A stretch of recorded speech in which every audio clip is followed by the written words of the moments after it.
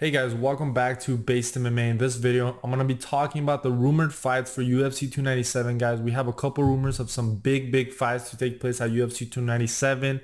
I'm going to start off with the one people are talking about the most, and that is Alexander Volkanovski versus Ilia Topuria for January in Canada, guys. I think this is a fantastic fight. I think this fight needs to happen now, guys. And with all that being said, I'm not here to make a prediction necessarily on the fight. I mean, I'll give you an early breakdown, but I'm here to talk about the narrative out there, and specifically talking about this narrative that Lucas Tracy said in his last video, pretty much saying that Ilia Topuria is not ready for someone like Alexander Volkanovski.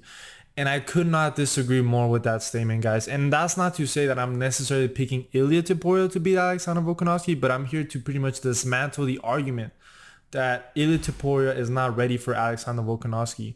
Like, where was this logic with the Korean Zombie? Where was this logic with the Yair Rodriguez? I mean, look at those guys' resume. Like, at least for the Korean Zombie, I understand that Max Holloway pulled out of that fight due to an injury, so the Korean stepped in. But the Korean Zombie, you know, he's lost a lot of fights, was coming off winning against Dan Ige, and then fought Volkanovski in his very next fight. You know what I'm saying? That's a crazy step up in competition. And then Yair Rodriguez too. I mean, he had that really good win against Josh Emmett, but prior to that, he kind of had a fluke win against Brian Ortega, where I understand he popped his shoulder and stuff like that, but that was kind of a fluke performance. And then prior to that, he was coming off losing to Max Holloway, where people were impressed by how well he did against Max Holloway, but at the end of the day, he still lost that fight. So, and then prior to that, Yair Rodriguez hadn't fought in over 2 years. His last fight prior to that was Jeremy Stevens. So this argument that Ilia Topuria is not ready for Alexander Volkanovski is insane to me, because Ilia Topuria has shown that he's a very well-rounded fighter, very dangerous with his boxing, especially his inside boxing, has great grappling skills, great BJJ skills, very high fight IQ, a lot of composure, very disciplined. I think this guy is ready for Alexander Volkanovski, and the reality is that Alexander Volkanovski is 35 years old. He's not getting any younger. You know, and I didn't see any of these featherweight contenders out there, these top featherweight contenders calling out Ilia Topuria. Like, where are they? Did Yair Rodriguez call him out? Did Arnold Allen call him out? Did Brian Ortega call him out? Brian Ortega didn't even want to fight him. Did Max Holloway call him out after beating the Korean Zombie? Was he like, hey, where are you at, Ilia Topuria? Let's get this done. Did he even bring that up? I mean, unless he did and I just missed it, let me know down in the comments below if he actually did. But what I'm saying is that this narrative, Ilia Topuria isn't ready for Volkanovski, is delusional. And don't get me wrong, I love Alexander Volkanovski. I think he's the greatest fighter right now.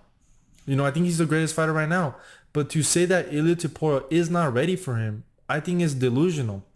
Now, I understand that a lot of people base the argument of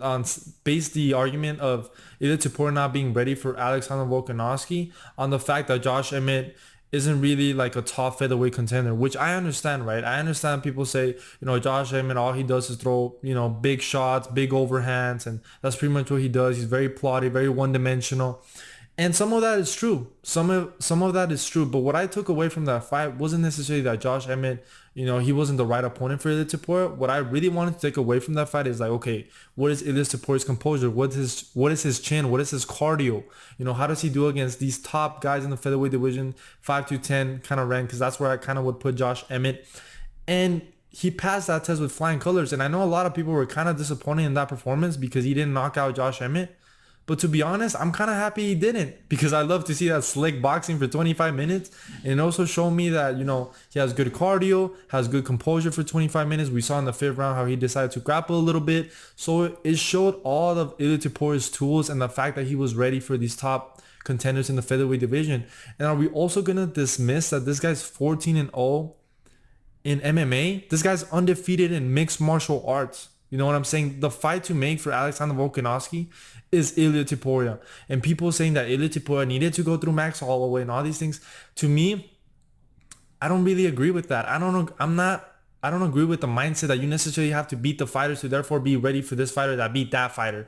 Styles make fights. I'm sure you guys have heard this millions of times. Styles make fights. Just because you beat that one guy doesn't mean that that guy can't beat the guy that beat you. You know what I'm saying? We've seen how this sport works. We've seen how this sport works. I mean, Pereira just knocked out Sean Strickland last year, and then Pereira got knocked out by Adesanya just recently, and then Strickland just beat Adesanya. So we've seen how this sport, not necessarily that it doesn't have any logic, because I think people like to cope the fact that it doesn't make logical sense to the fact that it's just luck and it's fluke, and just pretty much dismiss it. But at the end of the day, we have to look at these matchups based on styles. And I think Ilia Topuria has a very dangerous style for Volkanovski. The fact that they're similar stature, the fact that Ilia Topuria is also pretty good on the ground, the fact that Volkanovski hasn't fought somebody that is similar to his stature in quite a while. I mean, he's coming out beating Islam, and then prior to that, Max Holloway, and I think even the Korean Zombie.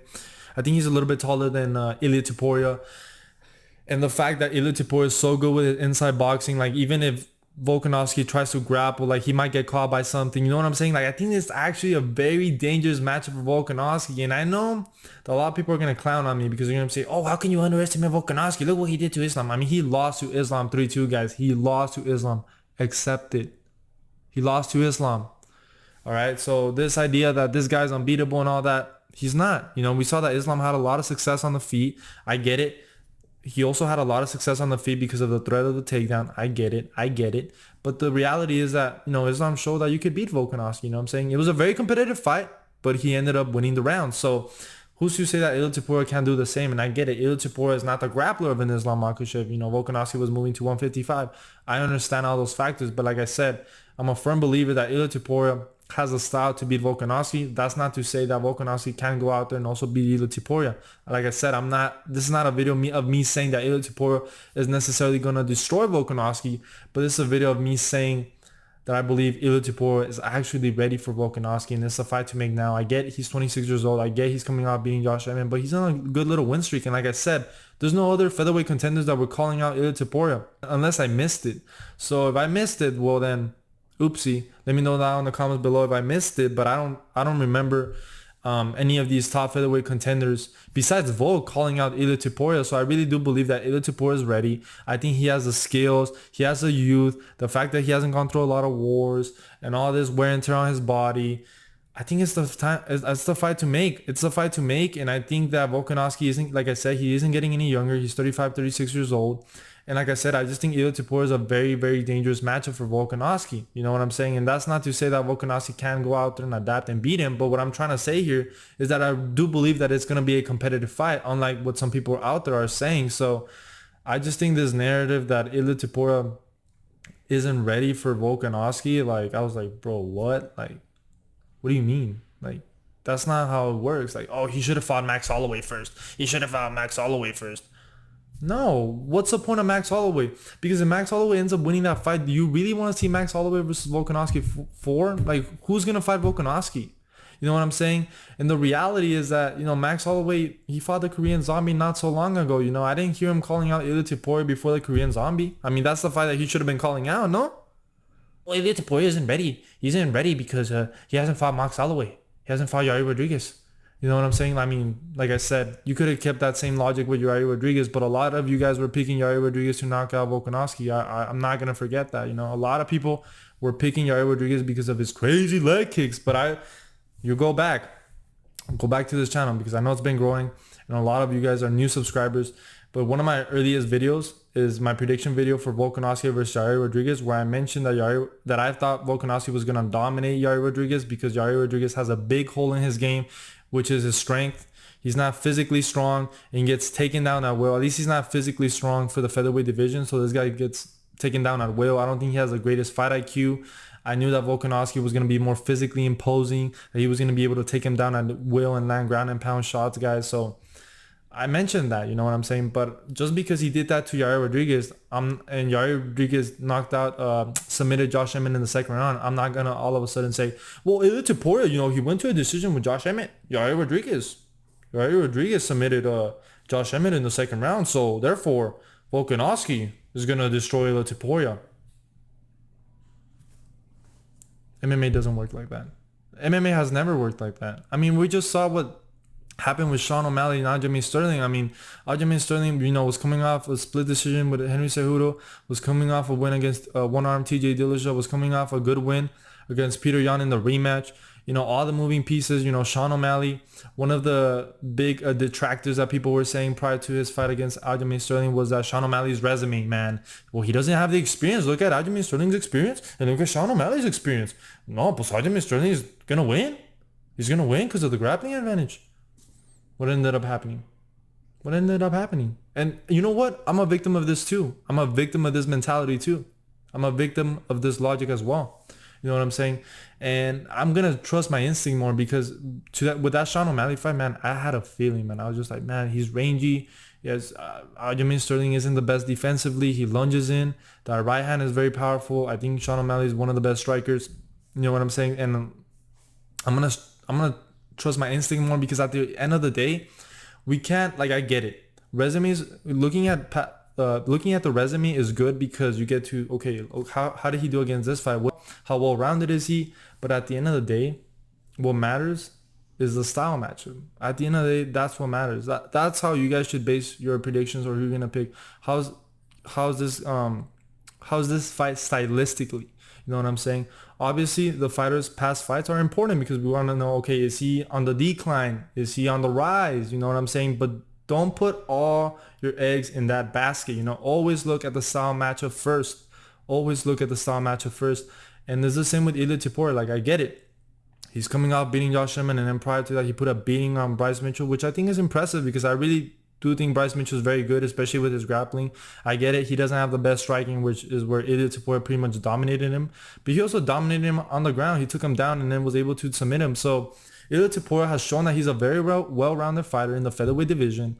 And I think he's ready for Volkanovski, man. I really think he's ready for Volkanovski. And I think that fight's going to be competitive. Like I said, I'm not necessarily picking Ilia Topuria to beat Volkanovski. I need to do more, go back and watch their fights again and really have a good, a confident prediction for that. So like I said, that fight is still kind of far away, so I still got time to do that. But like I said, I just wanted to say that I pretty much disagree with the fact that people are saying that Ilia Topuria isn't ready for Volkanovski. I could not disagree more with that statement, guys. But that's not all. There are also other fights rumored for this card. There's rumors of Henry Cejudo versus Moraev for UFC 297, which I think is a fantastic fight, man. That's the fight that I wanted to see Henry Cejudo fight after Aljamain Sterling. I know he was booked to fight Marlon Vera back in August. He ended up pulling out due to, I believe, a shoulder injury. I think he had a shoulder injury or something like that. And that fight didn't end up getting booked. Marlon Vera ended up fighting Pedro Munoz, and it's most likely going to fight Sean O'Malley for the title now, which is insane because he got humiliated by Corey Sandhagen back in March. But that's just how the UFC works, man. It's not fair, and we could sit here and complain about how the UFC doesn't do what's fair and pretty much cry about it. But at the end of the day, it is what it is, Moraev versus Henry Cejudo is being looked at for UFC 297, which I think is a great fight because we don't know when Sean O'Malley and Marlon Vera are going to get in there.